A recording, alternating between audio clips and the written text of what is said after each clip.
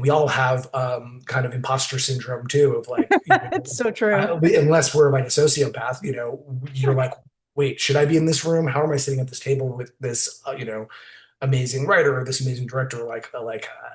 Do I have enough experience, or do I know what I'm doing? This is the kind of thing that I deal with all the time, no matter what. And so on the outside, while it looks like, oh yeah, this is an insider that's successful, it's like, well, yeah, I mean, I sold a short story to Netflix, but it didn't change my life. It didn't get made. Welcome, lucky listeners. It's time for Read Me a Nightmare. Okay, hi everyone. I'm here today with Chris Goldberg, and he's a find that I discovered on Substack, and we seem to share a lot of the same passions and interests. So I'm thrilled to have him here today. So, Chris, why don't you tell people about yourself? Oh, hey, Angelique, thanks so much. You were one of the first people that I met on Substack when I started out. So I'm so happy to hang out today and talk. I don't know. I'm a producer and a writer. I started out as a literary scout in New York, finding books to turn into movies for Fox for about 10 years. Then moved out to LA and was development executive. And then about 5 years ago, just kind of started my own company and simultaneously started writing again for the first time in 20 years. And then I've recently been on Substack, which has been really an unexpected experience. And you were, like I said, one of the first people I met on there, and it's been a wonderful time. So yeah, that's a little bit about me. Oh, sounds good. So, Winterlight Productions is the name of your company, right? Yeah, Winterlight Pictures. Winterlight Pictures. There you go. Okay, Yeah, so I love some of the writing you've done yourself. It's interesting to be a balance as like an executive in the industry and then a creator as well. yeah. Talk to us a little bit about that. Yeah, I mean, I think kind of coming up in the industry, there was a little bit of an attitude that that has to be separate, and that's, it was less common. And I think the more and more the time's gone by, and certainly in my life, like I felt like, that there's no need for that, and that you can wear many hats in life. And so I always kind of talk about I met the director Whit Stillman when I was 21, and I was about to become an assistant and a reader for ultimately for Fox and being a literary scout. And I asked him if I could should I take the job, asked him for advice, like as a writer, because I'd come out of NYU as a writer. And he was like, no, if you want to be a writer, he said, like, go work at a gas station. Don't take that job because you'll be working, reading 500-page books for the studio every weekend, and the last thing you're going to want to do is like look at a blank screen and write for yourself. And I think that was really prophetic because I did take the job and I didn't write for 20 years. I worked with other writers and I read a ton, and I developed and I gave notes and all of that kind of stuff, but I didn't write. And so now that in the last 5 years that I've been doing it, it's been amazing. And I'm just so happy that I've come back to it and rediscovered that part of my own, you know, uh, just my life. And because I really came up and grew up wanting to write. So it's been fun, and it is a good balance for me, and it works because I have my own company. So I definitely can kind of be free to do it. Actually, when I worked at Fox and other studios, you're under contract, and it's like, I guess, to protect them from whatever, using your position to further your own writing or something. But it's like they control or own everything that you would write while you work for them. That's like in the contract. So I Really? You guess, mean yeah, even swings. like you couldn't do a side short story or a passion project I, or I a don't, yeah, I couldn't under the contract that I was. I don't know if that's changed at all because so many people are, wearing multiple hats and jumping around. Jonathan Ames, who's a hero of mine, who was the Bored to Death showrunner, and he was a journalist and a columnist and author, and he's just been a showrunner and a producer. He was one of the people when I started writing that said, yeah, you can do that. Like in the TV world, writing and producing go hand in hand. It's the same thing. I mean, being a showrunner is being a producer, and he was like, you should just embrace it, and just you can write, you should write, and you can produce and you should produce. And I thought that was really inspiring as well. So to have somebody like that say that to me was hugely influential. It made me confident to do it. It's interesting. So your job would have given you a unique education though, because I find a lot of being able to write for TV and write for movies and that sort of thing. It's not like you can come out of college and know how to do that. You actually have to be immersed, I think, Right. in the industry. And I think learning that style of writing comes from working and handling Absolutely. that material, right? Like you look at that and you look at like, I know one thing I naturally write fairly well for television because my job was promo producer for Yeah. 27 years. So broadcast Yeah. writing is like breathing, right? It's like that 10,000 hours thing. I don't know if that was Malcolm Gladwell or who, but like Right. the Beatles, playing 10,000 hours and getting that good. My 10,000 hours was working for Fox, writing the log lines, especially, seeing what all the books were out there and writing that into a report that went to all the executives. And like, if it bleeds, it leads. Like the best stuff, the most exciting stuff went to the top of that. And I got immediate instant feedback from top executives like, oh, that's interesting. That, oh, Gone Girl sounds good. Oh, The Martian sounds good, and got that feedback. And that definitely is a huge part of my brain now and how it works when I'm writing. That's definitely impacted. And then also working in development and writing, working with such talented writers and seeing different drafts of scripts come through, draft after draft, and giving them notes, and then seeing them respond to the notes and how things evolve and how things get there. I think that's hugely helpful. But I do often wonder what would have happened if I just did go work at a gas station and start writing as this raw kid. Because when I was at NYU, like the first short story I wrote was like very untaught or whatever. I didn't really have an education on writing, but it was very raw, and I think it's very cool. I don't know what I would have come up with, or if it would have been more creative or more literary or just different. But for better or worse, my brain is what it is now. I always wonder, like, what would my own reading be like if I hadn't been reading for a studio for so many years, because I read a lot of bad thrillers and a lot of things that could have been movies, but weren't necessarily masterpiece of literature, and I missed out on a lot of amazing books and writers that I just didn't have time for. That I'm sure my own personal taste would have veered into a different direction if I wasn't That's such doing an that job. that's so interesting. Yeah, Because I mean, I am one of those people firmly in the camp of sort of everything happens for a reason, and you're sort of on a life path that leads you to where you're going. I mean, I do yeah, know personally being, I mean, I think you are, it's sort of a rarefied circle that you live in. I mean, that whole Hollywood, even being involved in productions like that, like there's no way in. It doesn't matter how much talent you have. If you don't know people, you're not getting in, really. yeah. I mean, it is hard, and I talk to a lot of people about that, and I try to do producing mentorship and stuff like that, and trying to think about that. And I was fortunate enough, to be able to be an intern, an unpaid intern, and work as an assistant for very low pay to kind of get into the business. I was bartending while I was interning in New York in the early 2000s. And but I was privileged enough to have that, be in a place in life where I could at least do that and make the internships work and break in and meet people that way. And so a lot of people don't have that, and that doesn't feel fair, and it does feel like a closed system a lot of times. And so how to especially get people from different communities, get some diversity in there, and get not only just racial or other backgrounds, but like economic diversity and different types of people in the business is a challenge because of that. And so like I run an unpaid internship with USC students, but they're already in USC. That's they're very, so their new USC Film School is one of the best film schools, if not the best in the world. So it is hard, and so and I can understand a lot of people seeing this kind of dichotomy of inside outside of that business, but also, I mean, what they should know too is that even if we're in the business, and I have been for over 20 years, it's not like we all feel stable or feel like we are,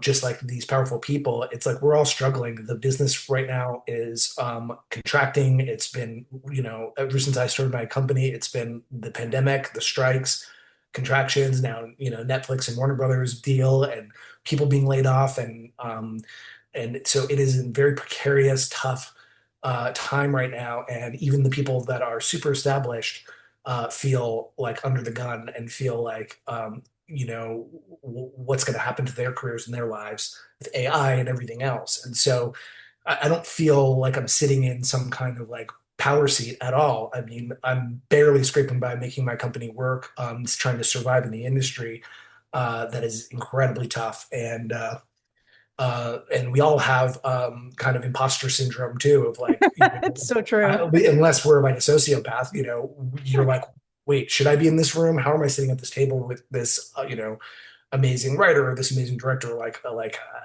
Do I have enough experience or do I know what I'm doing? This is the kind of thing that I deal with all the time, no matter what. And so on the outside, while it looks like, oh yeah, this is an insider that's successful, it's like, well, yeah, I mean, I sold a short story to Netflix, but it didn't changed my life. It didn't get made. It didn't pay a year's salary. It didn't make me a famous writer. I don't make most of my money from writing. So it can feel that way, but it's also when you're in the inside, it doesn't feel that way as much. So that story was Bunny Never Sleeps, right? Was that the one Yeah. that was optioned? And then, I mean, I read it. It's so good. The concept is, I mean, it's very addictive and very makes a lot of sense in today's society, beauty, aging, the pressure on women to look young, young, young. So Yes. so what's happening with that now? You were talking about how you Really, want to yeah, put it not back out much. there. Yeah, not much really. I mean, so the project kind of died around the time of the strikes. That we did develop a script, but it was like a $250 million movie. When you read the script, it was crazy. Like you would need like all of Los Angeles to be underwater and there are whales. It was like insane. And then there's a big shakeup at Netflix and they just let it go. And so, which happens to 95% of all development projects and all books that are optioned, that just happens. So nothing new there. That's just like the way it goes. And so I have the rights back to that. And, we're trying to figure it out. I have new managers. My managers do love that story. And there was a director attached who, when it was at Netflix that could be interested again, or we go a different path. I'm thinking about expanding it into a novel. If I had time, I would definitely expand it into a novel or write a script myself at some point, which is something I'm talking about and gearing up to. So, or just I would be happy to sell it to somebody and get an option again. So we'll see what happens. But it's now just one of like 10 or 12 stories that I'm actively kind of looking at for film and TV. So here's something. I wrote a script with my best friend who's an actor. Mhm. And what I found while researching and diving into the script writing scene is you've got even less chance ever selling a script than you do a short story or a book, because Yeah. if they're going to spend the money to produce it, they want a big showrunner name attached to it. And my On name, the TV side, yeah, for sure. yes. Television, yes. Yeah, that's what I try to tell people, like, and I posted about that on Substack too, like the difference between feature and TV writing. TV writing, it's way more hierarchical and kind of paying your dues and being in a writer's room for years under different showrunners and working your way up and learning business because as things contract and there are fewer and fewer shows being made right now because of all the contractions and everything, the buyers want to feel like they can trust that their showrunner knows how to get a whole series made, and so they're going with seasoned writers that they feel like they have a relationship with or they can trust. And it does happen but it's just such a rare thing. But I think I don't know for the story for 100%, but I think it's Severance was somebody who was not in the writer's room, who was kind of outside, wrote an incredible pilot. It got to Ben Stiller's company, Red Hour. Ben Stiller attached to direct. I think they brought other writers around him. So, and that's kind of how that worked. But that was like a brilliant, one in a million kind of script. So it's very hard and daunting out there on the TV Possible, but side. so Yeah, it's possible. so But this I is you think said something features, it's a interesting. little easier. Features a little easier because you can write a whole script, and then if that's producible and people want to make that's a one-time deal. It's not like, oh, now we need you attached for the next Right. 5 years to prove that this can be a series for multiple seasons. It's like, okay, well, you wrote a great script, let's go make it. So I think it's actually easier to break it on the feature side. But then so you have a script and you've written it and you don't have insider connections, or even if you Right. do, then like Yeah. what do you do with it? So I mean I looked into film festivals, and Yeah. most of those are just money grabs, unfortunately. I mean Right. the top one's the Austin Film Festival in my Right. research. Let me know if I'm wrong, but then even then you're spending money, very low chance that it's going to A, win, or then B, be picked up and developed. Right. No, I know it's very hard. And I didn't come out of, through the system and through the business or my own experience as a writer through having spec scripts and being a screenwriter. I've actually never been a screenwriter. I mean, I really focused on IP and books, and I was a book scout. And so my own experiences, and that's why I'm so into the whole short story game, which is really an active thing that people are buying short story. If you go on Deadline Hollywood for the last, I just went through all of the deals from the holidays because I was catching up, and there were like multiple short story deals in that like month that I was catching up on.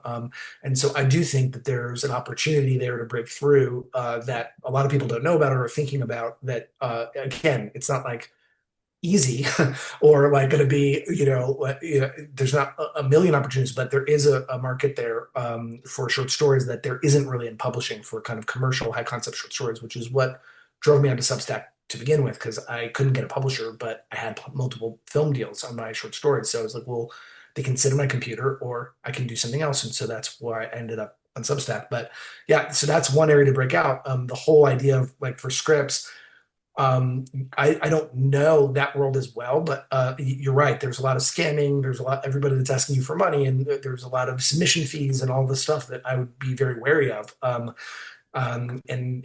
it's not easy. And I basically tend to tell people, you do want to get repped and you do want to find a manager more than an agent. Agencies have Okay, this is become, interesting. What is the yeah, difference between a that, manager and an agent? yeah, Because I and actually don't know.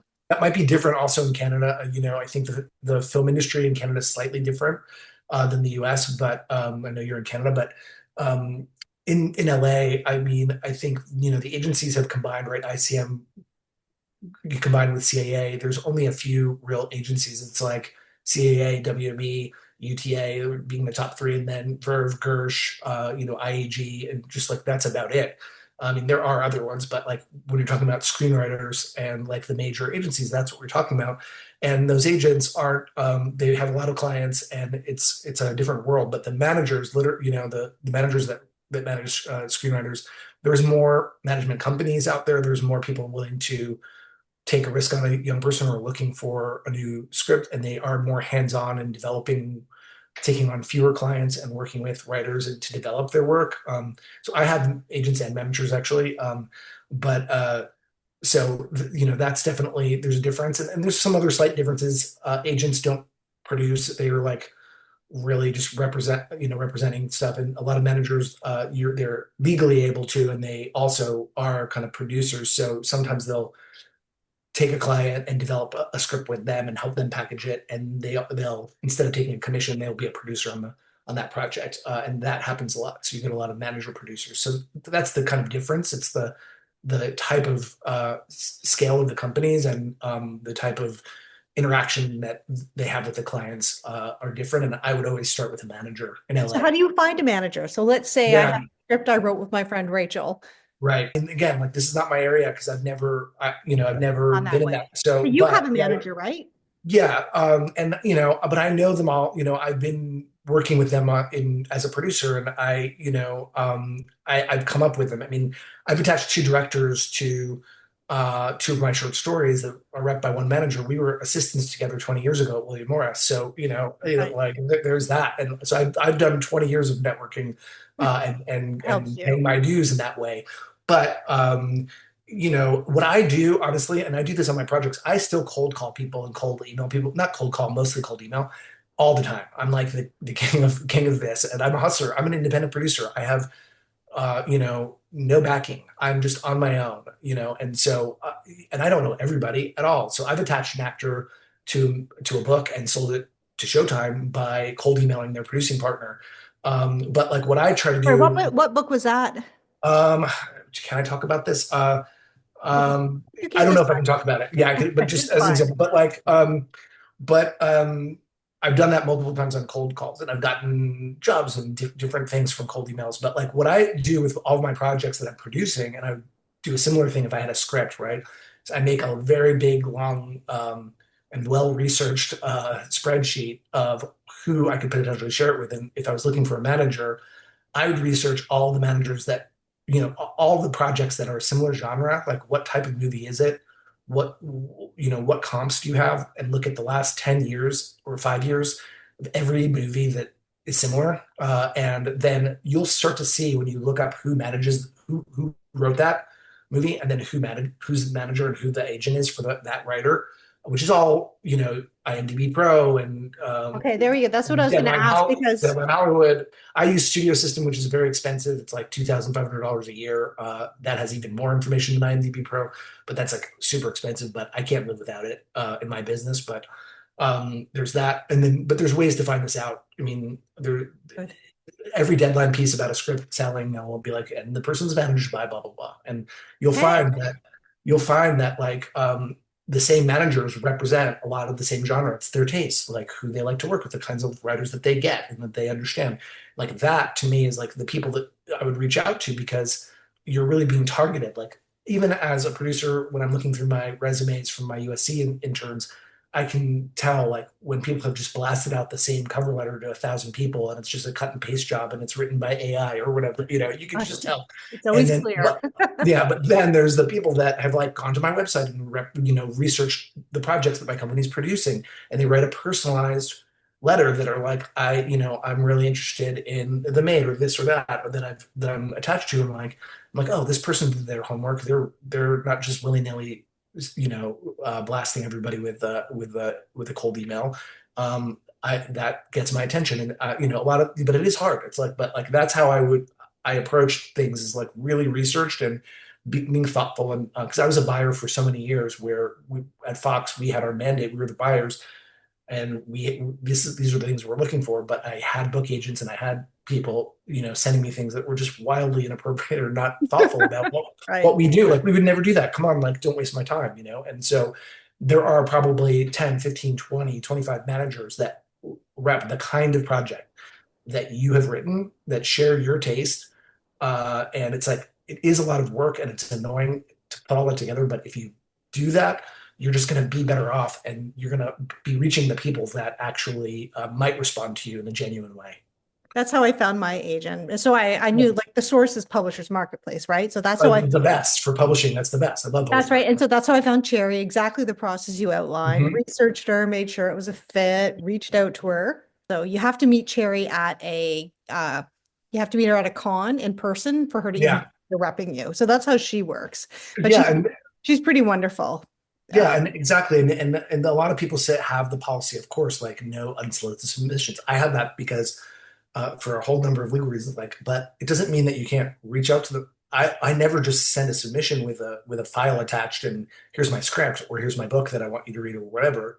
But I will do like a reach out that like tries to give them my bio, who I am, try to like present myself in a way that's kind of legitimizing, like, okay, like I might be somebody that you want to be in business with, try to present yourself in that way, and then like just briefly explain why you're reaching out, and if it's super targeted and smart, of like you're reaching out to the right person because you've done your research and you know what kinds of clients they have or what kind of projects they're interested in, then they'll pay attention. I mean, I always say like if somebody reached out to me and they've done all that, and I'm just much more likely to it's more likely to resonate. And I have responded. I had a meeting yesterday with somebody who was a cold email or message on LinkedIn, but the way that they presented themselves, I was like, oh yeah, this is legitimate and somebody that I should meet, and so that can work. And I think What were you guys talking about? If you can tell me, is it an upcoming? they just had access to a bunch of IP and books and stuff and they were looking for strategy on what to do with this huge library. And I was like, well,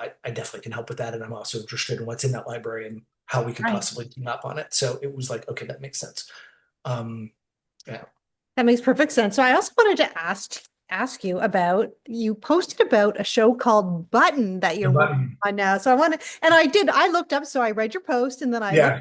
on TikTok, the Button videos, and they're just diabolical. Oh my God. My heart breaks for the people playing. I know. Well, I mean, this show comes from my wife, who's a little younger than me and who knows the YouTube world way more than me, like, and kind of grew up with YouTube content in a way that I didn't, and was like, oh yeah, look at this, like, and like there are millions of people that watch this. There are 144 million views on the button. Oh my God. which kind of reminds me of like, okay, I was at Book Expo America in 2014 with John Green and Fault in Our Stars coming out for Fox, and it was like thousands of girls screaming like they were the Beatles, like John Green, and it was crazy. And I'm like, well, that was like IP pre-awareness. There was a huge fan base for Fault in Our Stars and for John Green. Well, there's a huge pre-awareness for the button, and anybody under 30 and around 30 knows the button. It's all over the place. It's gone viral. And so I was just thinking, it's a crazy format. There's so much fun to be had there. It is diabolical, and it's like, well, rom-coms are kind of making a comeback, and could there be a scripted rom-com where we have two stars that go through the experience of being on a show like that? What's the behind the scenes like? How do they shoot that? How do they recruit the people? Absolutely. What goes on to create this? And I'd love then to know how much is scripted and how much is real. Like it that's feels very real to me. I think, it I mean, does. That looks yeah. that's so I by don't the know way, for them very well, but I don't know them very well. But my producing partners, I just teamed up with them, but I think they're sticking to a pretty. I don't think they really like script that too much. I mean, a lot of reality shows you have to question, but the button feels very real to me. it is. So if anybody who's listening or watching and doesn't know, it's a show where two people just sit in front of a button. It's like a dating thing, and whoever hits the button first means you don't like them, right? Then that's like, Right, you want to get rid of them. It's like Gong Show back in, like, in the 70s. Like, but okay, it's like next, it's like swiping, but in real life, like we're swipe left, swipe right, whatever. the button, and then they fight to be the first one to hit the button, and it's Right, I'm right, like, oh my and God, that it's would just like, destroy my confidence if I was doing it. I know. And then the button asks, like, well, why'd you do that? And they have to give it an explanation sometimes. So it's very cringy, and that is a big buzzword, right? It's cringe, but there's so these moments that go totally viral. I mean, I just remember one person asked, like, okay, so who's your favorite philosopher? And the guy said Kanye West, and immediately the button came on. It was like, boom, get rid of that guy. And these what's amazing about these things is that, like, I don't know if my wife had ever seen the actual button show put out by cut.com. She's seen hundreds of other videos of like regular other content creators who do clips of it and do commentary, commentate on it, and it builds out this whole ecosystem, and it's a whole culture of, like, thousands and thousands of videos all built around moments on the button. And so that's really fascinated me. It was like, this is a whole culture that I haven't seen in a movie, so I definitely wanted to explore that. So what do you do when you explore it? So out of curiosity, bring me Yeah, through the steps of what Chris is doing with the button. sure. I mean, I don't know yet. It's all very early, but I'm partnered with Gunpowder and Sky and Cut.com, who control the rights and who produce the button. So I teamed up with them, and we're going to put together a deck and highlights of the show for people that are not familiar. And then I'm going to, reach out to agents and managers and try to get a seasoned rom-com writer, and hopefully somebody that knows the button and knows that world, and feels like they can authentically speak to that. And then we're gonna kind of brainstorm what does the movie version look like? What's the best version of the movie? How do we build off of that? And then we'll pitch it to Gunpowder and Sky and Cut.com. And once they approve, we will bring it out to studios, or maybe attach an actress or a director, or package it and then take it out and um, try to get a movie set up and produced. So it's going to be a long process. So movie, miniseries, show. How do you Yeah. special? Like, how do you choose? For me, that's a movie because it's just a rom-com movie. That's just my vision for it, the way I see it. But, like, they're also, I know, I don't know what stage they're in, but talking about, bringing the button to a bigger streamer and doing like a bigger, reality show, dating show, and all of that. But I'm not doing that. I'm just focused on the scripted rights, and I'm focused on a feature. I don't think there's enough there for an ongoing series. I mean, there could be, but I just think it's like, my vision has always been like two stars meet on the button, things go completely haywire, and all hell breaks loose, and then what happens from there. And what I'm completely open as to, like, hearing. I want to hear really creative ideas from the top writers, and I hope I can reach them. And I hope it's big enough of a thing, some of them will know it. Uh, Right. I think you might be. So did you have to like do any outlay of cash to get the rights, or is this just like in this case, I partnered with them. They control the rights, so I'm just there. I didn't option it. I don't option things myself out of my pocket. I wish I had if anybody out there wants to fund my development fund, I'll take a meeting. I would love to control some capital to be able to option things when I need to. And I've had conversations about that. And I'm, of course, open to it. But typically, I will find something and go uh, get a shopping or get a way to set it up with somebody else who options the rights, and then I partner with them and stuff like that. So I have partnerships all like 20 different people, different financiers, different producers. But and then a lot of times I'm creating it now. So if it's an idea that I have, I'm either writing it as a short story or teaming up with somebody or working with a journalist to do an article, and then I have a partnership with them over what we do with the article after it comes out and that kind of stuff. So it's a way of doing it without putting down my own money, which I think is kind of crazy to do. You could lose It's it pretty quickly, right? yeah, yeah, it's Especially with the very 95% chance failure that it won't ever even get out there. So yes, exactly. those Well, odds that's aren't why. great.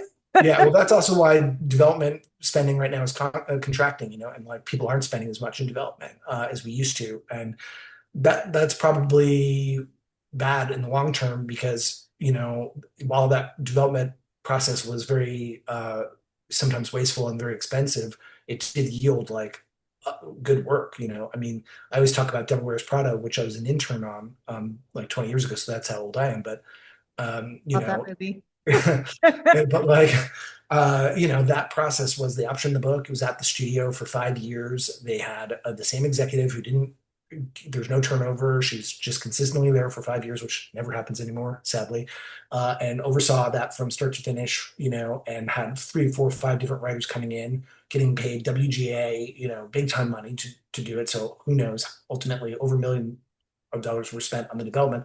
And ultimately led to Aline Brosh McKenna, who was coming off of Sex and the City and being a TV writer, who just cracked the adaptation and was the best version of it. And that's the script that got Meryl Streep and became a hit. And it is now going to be a sequel, obviously, and is a West End musical and all of that.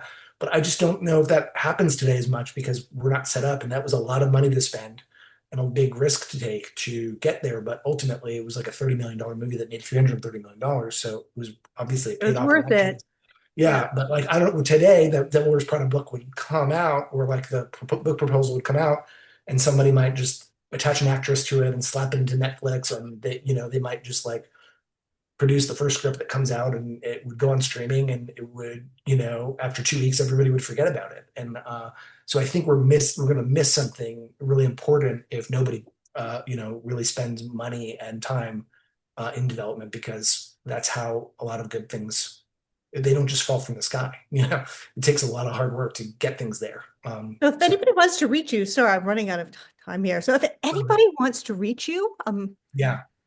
how do they get in contact with you? That person with De- deep pockets who wants to fund you. well, I mean, yeah, I mean, I look, my company Winterlight Pictures has a website. I'm pretty open. I'm very reachable. It's not like Hey, I found him. Look, yeah, exactly. I mean, what my figures, Max Chris? Winter Substack has been really fun. That's where I I like love spend it. the I'm a big most follower. time. Yeah, that's where I spend the most time, because I've been really organically feel like getting something out of that I wasn't expecting, and it's been really great. So I'm there a lot. That's probably the best way to reach me.